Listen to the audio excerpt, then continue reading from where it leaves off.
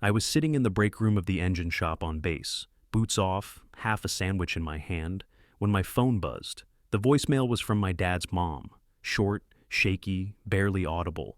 But something about it was off. She said she hadn't been feeling well and didn't want to bother anyone, but her voice was weak, scared. I swallowed hard, my stomach twisting. She hadn't sounded like that in years, not since I was a kid, and she used to spoil me with cornbread and stories. I tapped the phone and listened again, just to be sure. "Something's wrong," I muttered under my breath. I showed the message to my CO. He glanced at the screen, then at me. "Start the paperwork. I'll push it through." That was it. No question, no hesitation. Getting emergency leave wasn't quick. It took 5 days, 12 calls, and one favor from an old warrant officer. The whole time, I couldn't get a hold of my parents. Not a single answer. I didn't know what was worse, not hearing back from them, or knowing I was the only one who cared enough to act.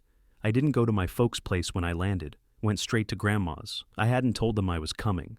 The lawn looked like it hadn't been mowed in a month. The grass was overgrown, patchy in some spots, like no one had bothered to care for it in a while. The mail was stacked like bricks in the box, half of it spilling onto the ground. That old plastic garden frog with the spare key, still there, covered in dirt. I stepped inside, and the smell hit me immediately. Stale air, old food, and something else. Something I recognized from the field. The faint scent of decay. "Grandma?" I called out, walking through the living room. No response. I climbed the stairs slowly, dread pooling in my gut with every step. When I found her, she was upstairs, alone in bed. A blanket pulled up to her chest. The room dark despite the afternoon light outside. She looked like a shadow of the woman who used to make cornbread from scratch on Sundays, laugh at my bad jokes, and hug me so tight I couldn't breathe. Now she was just skin and bone.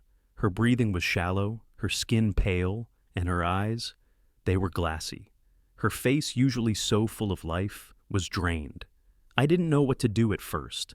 I kneeled beside her and grabbed her hand. It felt like tissue paper, cold, fragile. "Grandma, what happened?" She blinked slowly, as if it took all her energy just to focus on me. "Mason." Her voice was barely above a whisper. I didn't want to be a burden. The words hit me like a punch. My chest tightened, my throat closing up. She was apologizing. For what? For needing help? For being sick? "Grandma, stop," I said, my voice rough. "You're not a burden." She looked at me for a moment, her eyes swimming with tears. "I should have called someone, but I didn't want to bother you, or anyone." My heart cracked. I grabbed my phone. "Stay with me. I'm calling 911. She didn't respond, her head dropping back onto the pillow. I punched in the numbers, my hands shaking, and waited for someone to pick up. It felt like forever. The operator finally answered. I gave the address, told them what I knew, that she was severely dehydrated, probably hadn't eaten anything in days. I didn't know if she was going to make it. I stayed right there, holding her hand. Every minute felt like an hour. She kept mumbling, her words slurring together. "Didn't want to be a burden." I couldn't hear that anymore. It was breaking me. "Grandma, please," I whispered, my voice cracking. "You've never been a burden. I'm here. I'm not going anywhere." She just nodded, tears slipping down her cheeks. I wiped them away with my sleeve. Minutes later, sirens wailed outside, and the paramedics rushed in. They moved quickly but not fast enough. I stepped back, out of the way, as they checked her vitals and hooked her up to an IV. One of them looked at me, giving me a quick nod. "She's in rough shape. We're going to need to move her." I didn't say anything. I just nodded back, holding onto her hand until they were ready to lift her. "Didn't want to be a burden," she repeated again, her voice almost lost in the chaos of the room. "You're not," I said, even though it felt like I was lying. But I didn't have the heart to argue with her, not when she looked so fragile, so small. I just wanted to make everything right again. At the hospital, I handed off her meds, gave the ER doc a full rundown of what I knew. I told him I was Army trained, that I knew enough to recognize the signs of dehydration, but that this was beyond my scope. He nodded, his focus on Grandma as they worked quickly to stabilize her. They let me stay in the back with her for a bit, just long enough for the worst of the panic to subside. She was hooked up to fluids, still unconscious but breathing easier. I sat in the chair next to her, my mind racing. Once the room was quiet, I pulled out her phone. I needed answers. I opened her texts first, scrolled through the last few weeks. That's when I found it. A message to my mom. "Can't reach my pills. Please help. I don't feel good." That was sent 3 weeks ago. I kept reading, barely able to breathe as I read my mom's reply. "Call a neighbor. We're too busy with trip prep." A trip. Right. I checked Facebook next. It didn't take long. A post from a week ago, my mom and dad grinning, drinks in hand, in some sun-soaked tropical place. Key West, from the looks of it. They were on vacation while Grandma was up here starving, while she was too weak to even get her own medication. I slammed the phone down on the table, anger flaring up in my chest like wildfire. They didn't just ignore her, they left her. I stood up abruptly, pacing around the room. I needed to do something. I drove straight to Grandma's house that night. It felt like the only thing I could do. Figure out what the hell had been going on while I wasn't around. The place was still a mess. The lawn had only gotten worse, and the house smelled just as stale as it had when I walked in earlier that day. But this time, I wasn't just looking for her. I was looking for answers. I started with the mail, piles of it. Most of it junk, but I dug through it anyway. Bank statements, credit card bills. My stomach turned when I saw how much money had been withdrawn from her account in the past few months. Hundreds of dollars, thousands, all to places I didn't recognize. I pulled open a drawer in the kitchen, empty except for some receipts and a few old checks.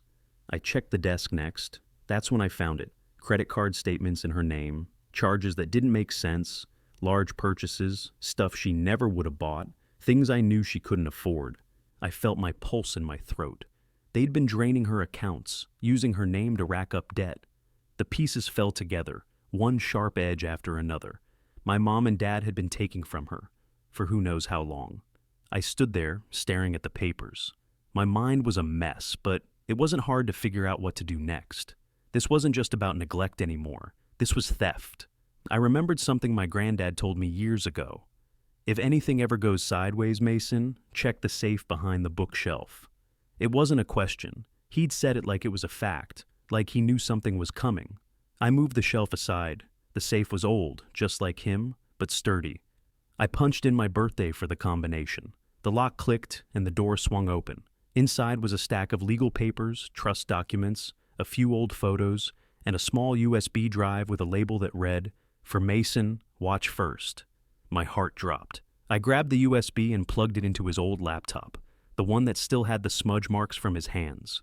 The screen flickered to life, and within seconds, I saw my granddad's face, as clear as it had ever been. It was a video. He looked older than I remembered, but his eyes were sharp.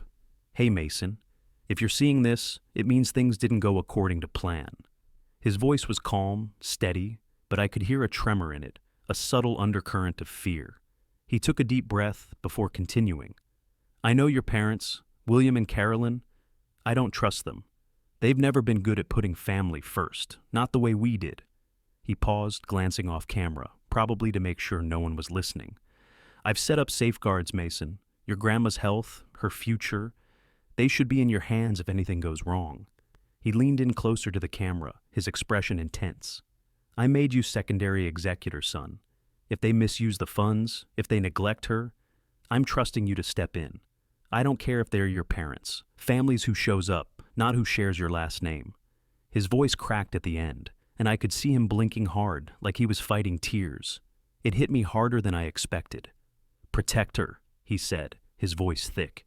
"You're the only one left who can." The video cut off. I sat there, staring at the screen for what felt like forever, trying to process what he'd just laid out. He had prepared for this. He'd seen it coming, probably long before I did. And now, it was on me. I didn't hesitate. I grabbed the papers and started sorting through them. There it was. The legal language, the trust, the financial arrangements. Everything was set up to protect Grandma, to keep her from falling into the wrong hands. My parents' hands. I could feel the weight of it all, the responsibility, the betrayal. But more than that, I could feel my granddad's presence, his hand on my shoulder, telling me to finish what he'd started. I wasn't going to let them destroy her, not on my watch. The next morning, I gathered up everything. the trust documents, Grandpa's video, the bank statements, the texts, the Facebook posts, and headed straight for Michael Bennett's office. The guy had been the family attorney for as long as I could remember, though I hadn't really paid much attention to him until now. He was in his mid-50s, sharp dresser, always seemed like he had 1,000 things going on, but today, when I walked in and handed him the stack of papers, he didn't waste time skimming. He read through it all in silence, his brow furrowed the whole time. When he was done, he leaned back in his chair, folding his hands in front of him. "William feared this," he said, his voice low. "That's why we prepared." I nodded, even though I wasn't sure what to say. Bennett took out his phone and called someone. A few words into the conversation, I realized he was calling the judge.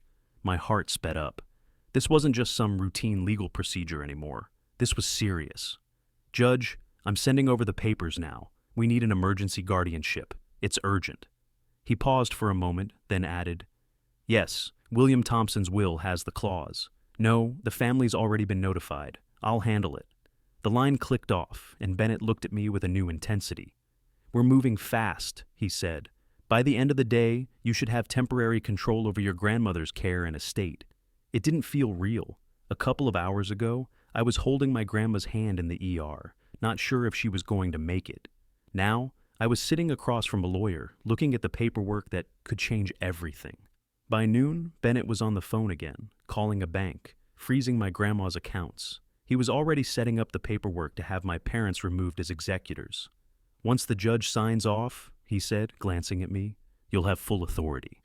Your mom and dad won't be able to touch anything." I didn't want to smile, but I could feel the weight lifting off my shoulders. It wasn't over, not by a long shot, but for the first time in days, I could see a way forward. Bennett handed me the signed papers later that afternoon. "You're doing the right thing, Mason," he said quietly.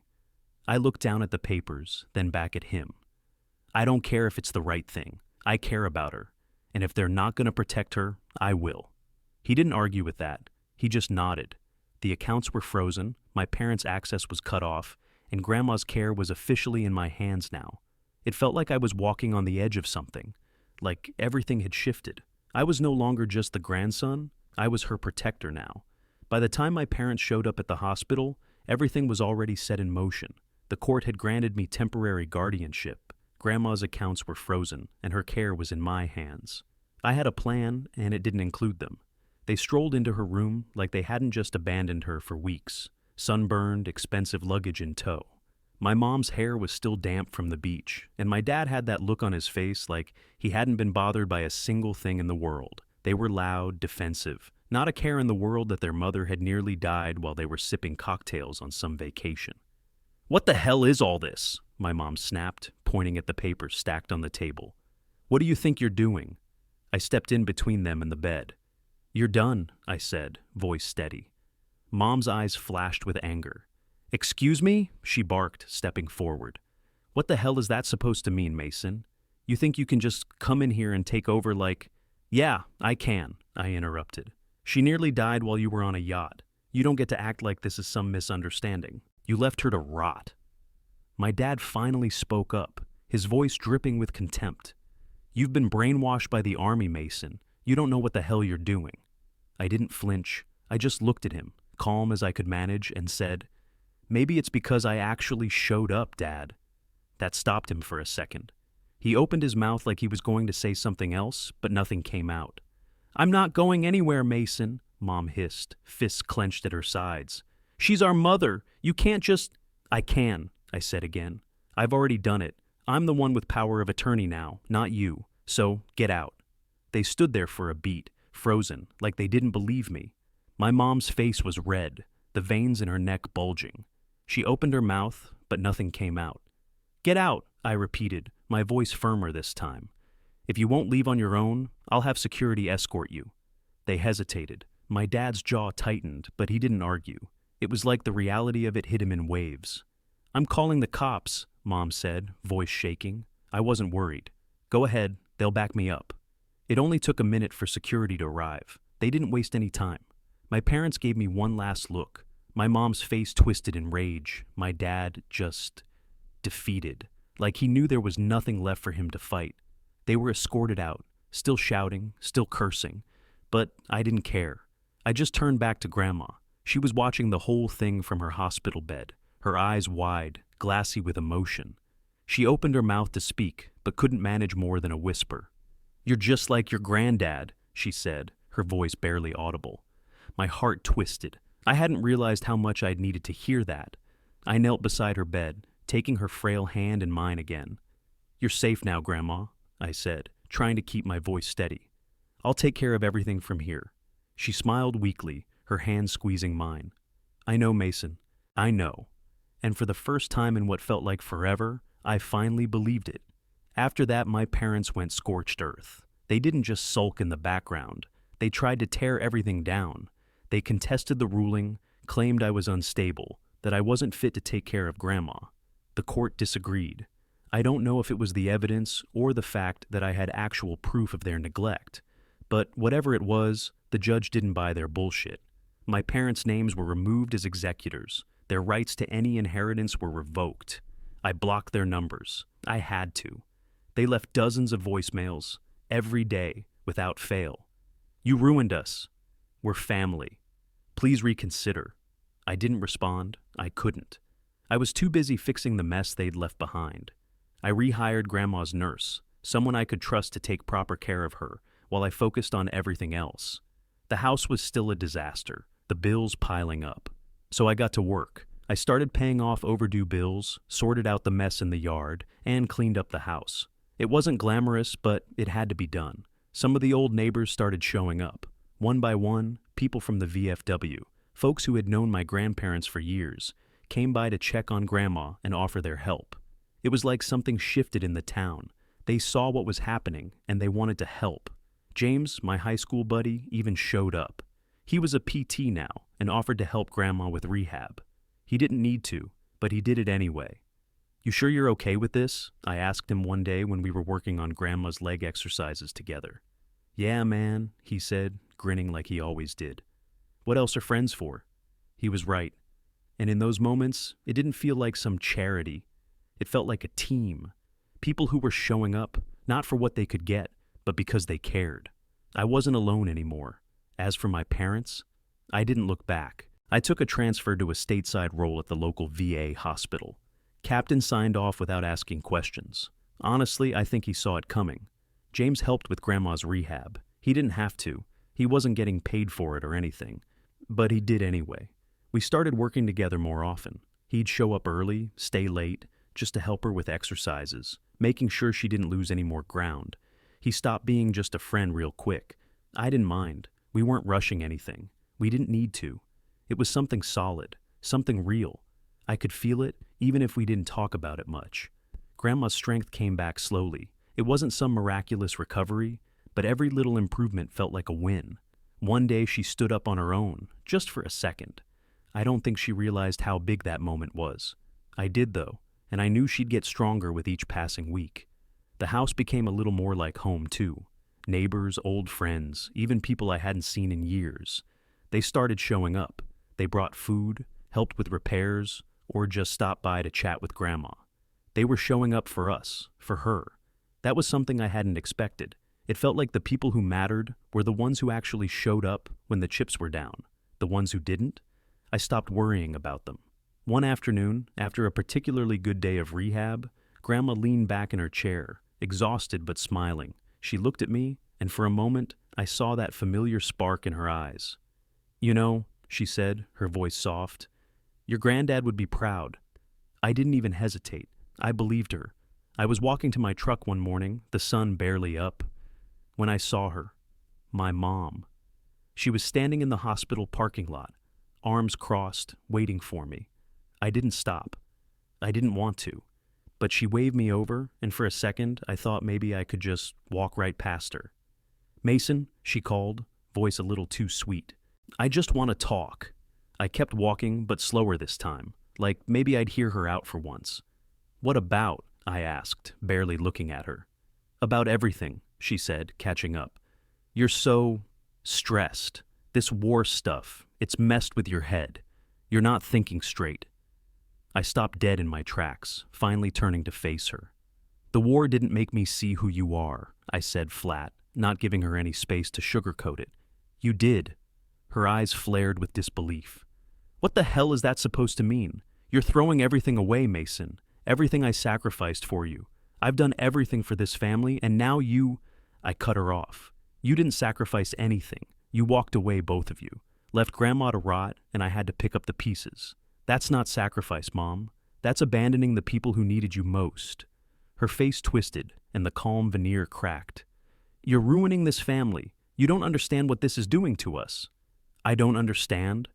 I took a step closer, keeping my voice steady. I see it now. I see what you've always been. And I'm done. She opened her mouth, probably to scream or say something else. But I didn't wait. I turned, walked to my truck, and got in. I didn't look back. I locked the door before she could even say another word. I just drove away. That was the last time I saw her. 6 months later, I was sitting on the porch with Grandma, sipping my coffee, the quiet hum of the morning settling in around us. She had a blanket over her lap, her breathing steady. The bird feeder was full of cardinals, finches, and the occasional blue jay, hopping from perch to perch. She smiled, watching the birds. He'd love this, you know? I nodded, glancing out at the scene. Feels like he set all this up from the other side. The world felt different now. My hands didn't ache from years of dessert dust, and my mind wasn't constantly running on adrenaline. I wasn't in the military anymore, but the training, the mindset, it hadn't left me. It just shifted.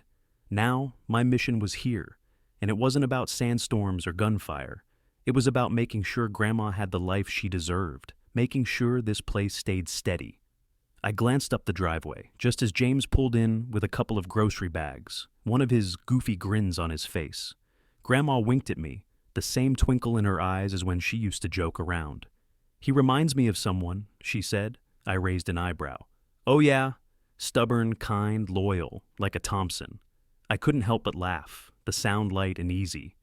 Guess I can't argue with that. She just smiled, her eyes softening. You've made a good choice, Mason. Don't forget that. I looked over at her, the weight of her words sitting with me for a moment. She was right. I had made a choice. To stay. To fight for her. To protect what was mine, what really mattered. The old life, the one I thought defined me, it was gone. But the new one, it was worth every second.